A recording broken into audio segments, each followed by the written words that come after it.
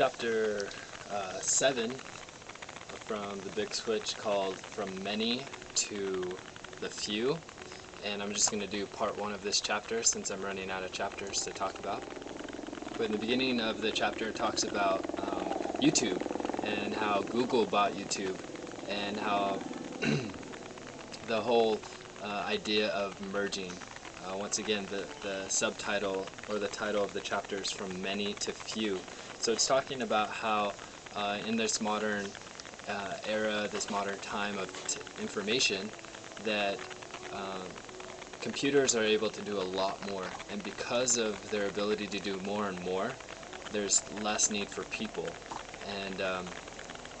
And so it's talking a lot about the merging of companies, and how another one is Skype, and Skype was bought out by eBay. There's another site called Plenty of Fish, which is a Canadian dating website, and that was all written and owned by one individual who's made millions of dollars from his website based on ads, providing a free service, posting ads, and that's his entire business.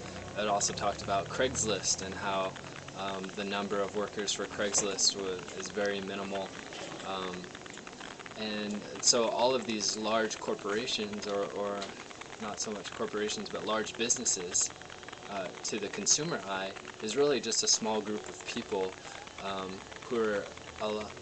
whose whole business is information, and the computer, because of computer systems, the processing of computers, you're able to have less people doing the actual work, and most of it's programmed or assigned to the computer workload. There's a sentence in here that I want to read to you, and it says, computerization extends the replacement of workers by machines from the blue-collar to the white-collar world. So in the beginning of the book it talked about how electricity had taken grunt workers and turned them into more of a blue-collar worker. And then the white collars are more the managers and those that were able to, the jobs that were created because of electricity and because of things being more automated, and there became this class of the white collar. And now it's saying that because the computers are starting to replace the white collar group, and we'll probably be seeing a lot more of this as technology increases. The need for human individuals doing work will decrease.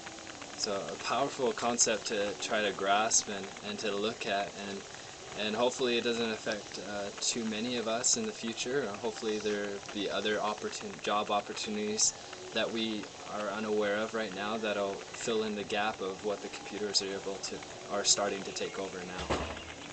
So I'll let you know about the second part of this chapter next class period.